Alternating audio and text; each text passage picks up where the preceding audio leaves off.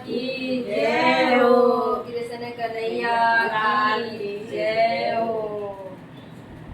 निर्जला एकादशी। वर्ष की 24 एकादशियों में ज्येष्ठ के शुक्ल पक्ष की एकादशी सबसे बढ़कर फल देने वाली है।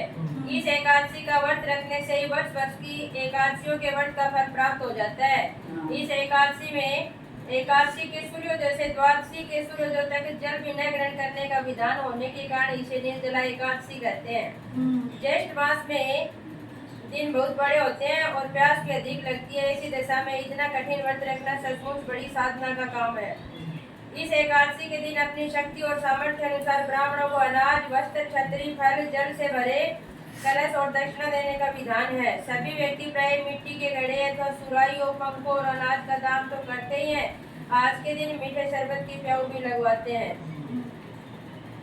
श्री भीमसेन बोले कि हे पितामह, भ्राता युधिष्ठिर, माता कुंती, द्रौपदी, अर्जुन, नकुल और सहदेव आदि एकादशी के दिन व्रत करते हैं और मुझसे एकादशी के दिन अन्न खाने को मना करते हैं। मैं उनसे कहता हूँ कि भाई, मैं भक्ति पूर्वक भगवान की पूजा कर सकता हूँ और दान दे सकता हूँ, परंतु मैं एकादशी के दिन भूखा नहीं रह सकता हूँ। इस पर व्यास जी बोले, हे भीमसेन, यदि तुम नरक बुरा और स्वर्ग को अच्छा समझते हो तो प्रत्येक मास की दोनों एकादशियों को अन्न खाया करो। इस पर भीमसेन बोले, हे पितामह, आपसे प्रथम कह चुका हूँ कि मैं एक दिन एक समय भी भोजन के बिना नहीं रह सकता, फिर मेरे लिए पूरे दिन का उपवास करना तो कठिन है।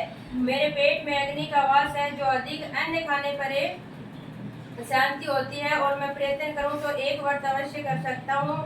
अतः आप मुझे कोई एक ऐसा व्रत बतलाइए जिससे मुझे स्वर्ग की प्राप्ति हो। श्री व्यास जी बोले कि हे वायुपुत्र, बड़े बड़े ऋषि और महर्षियों ने बहुत से शास्त्र आदि बनाए हैं। यदि कलयुग में मनुष्य उनका आचरण करे तो अवश्य ही मुक्ति को प्राप्त होता है। उनमें धन बहुत खर्च होता है। उनमें से जो पुराणों का सार है उसे कहता हूँ कि मनुष्य को दोनों पक्षों की एकादशियों का व्रत करना चाहिए, इससे उन्हें ईश्वर की प्राप्ति होती है।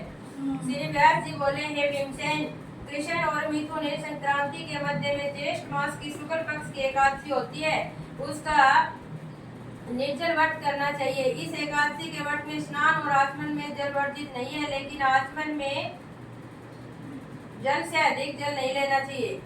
इस आचमन से शरीर की शुद्धि हो जाती है। आचमन में अधिक जल मद्यपान के समान है। इस दिन भोजन नहीं करना चाहिए, क्योंकि भोजन करने से व्रत नष्ट हो जाता है। यदि सूर्योदय से सूर्यास्त तक मनुष्य जल पान न करे तो उससे 12 एकादशी के फल की प्राप्ति होती है। द्वादशी के दिन सूर्योदय से पहले ही उठना चाहिए। इसके पश्चात भूखे ब्राह्मण को भोजन कराना चाहिए, तत्पश्चात स्वयं भोजन करना चाहिए।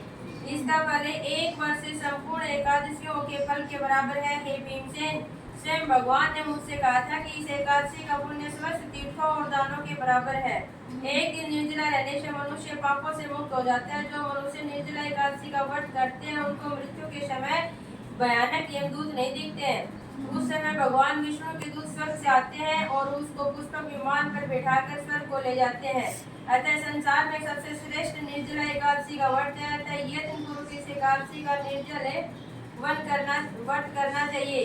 उस दिन ओम नमो भगवते वासुदेवाय मंत्र का उच्चारण करना चाहिए। उस दिन गोदान करना चाहिए। व्यास देव जी के ऐसे वचन सुनकर उसने निर्जला व्रत किया। इस एकादशी को भीमसेन या पांडव एकादशी भी कहते हैं। निर्जल व्रत करने से पहले भगवान की पूजा करनी चाहिए और उनसे विनय करनी चाहिए कि हे भगवान, आज मैं निर्जला व्रत करता हूँ, इसके दूसरे दिन भोजन करूंगा। मैं इस व्रत को श्रद्धा पूर्वक करूंगा, उससे मेरे सब पाप नष्ट हो जाए। इस दिन एक बड़े वस्त्र से ढककर स्वर्ण सहित दान करना चाहिए।